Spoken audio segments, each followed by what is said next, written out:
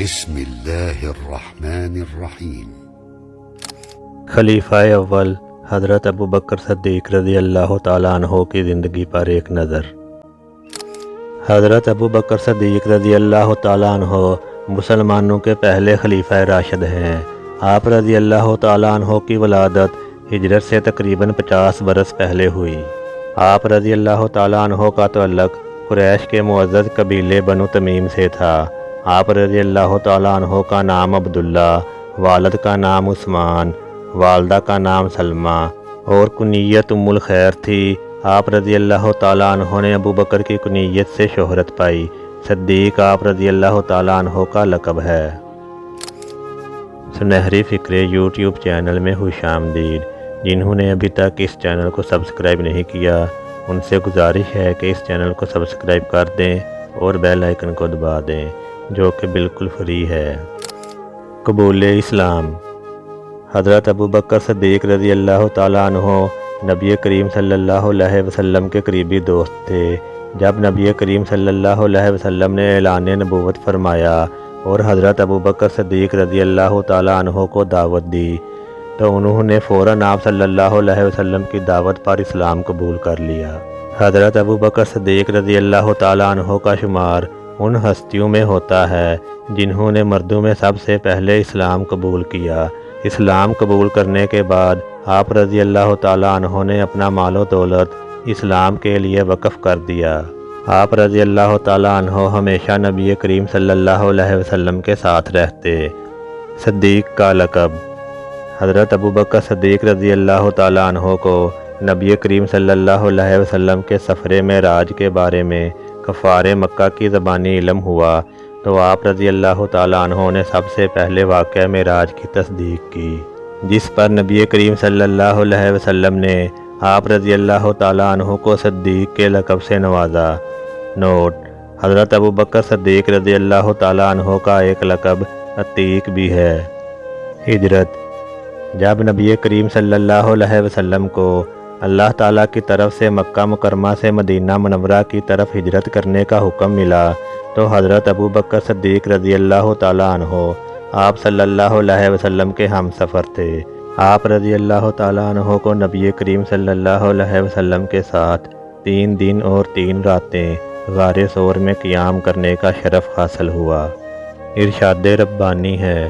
ترجمہ: جب وہ دونوں غار میں تھے اس وقت پیغمبر اپنے رفیق کو تسلی دیتے تھے کہ غم نہ کرو، اللہ ہمارے ساتھ ہے۔ سورہ توبہ آیت 40۔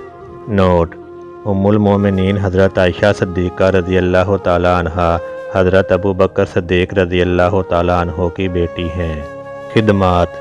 حضرت ابو بکر صدیق رضی اللہ تعالیٰ عنہ نے نبی کریم صلی اللہ علیہ وسلم کی معیت پر کفار کے خلاف تمام غزوات میں حصہ لیا۔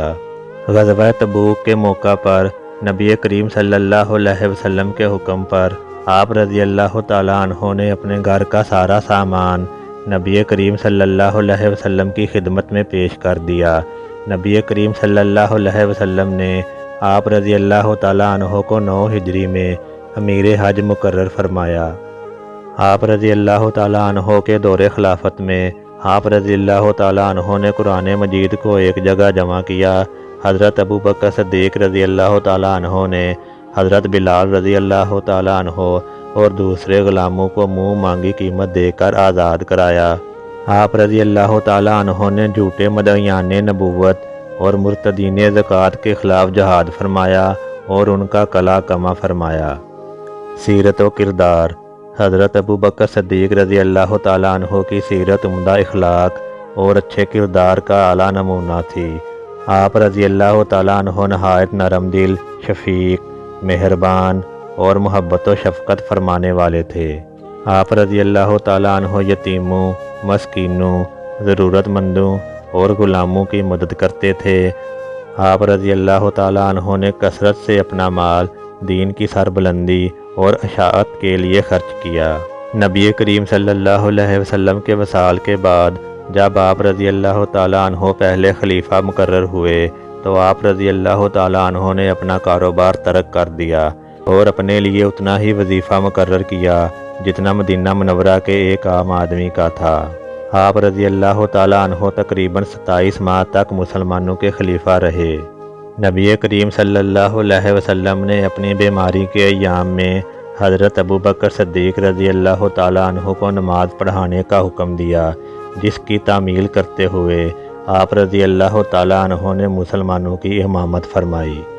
حضرت ابوبکر صدیق رضی اللہ تعالیٰ عنہ 13 ہجری کو 63 سال کی عمر میں وصال فرما گئے۔ آپ رضی اللہ تعالیٰ عنہ کو نبی کریم صلی اللہ علیہ وسلم کے پہلو میں دفن کیا گیا۔ امید ہے یہ معلوماتی ویڈیو آپ کو پسند آئی ہوگی۔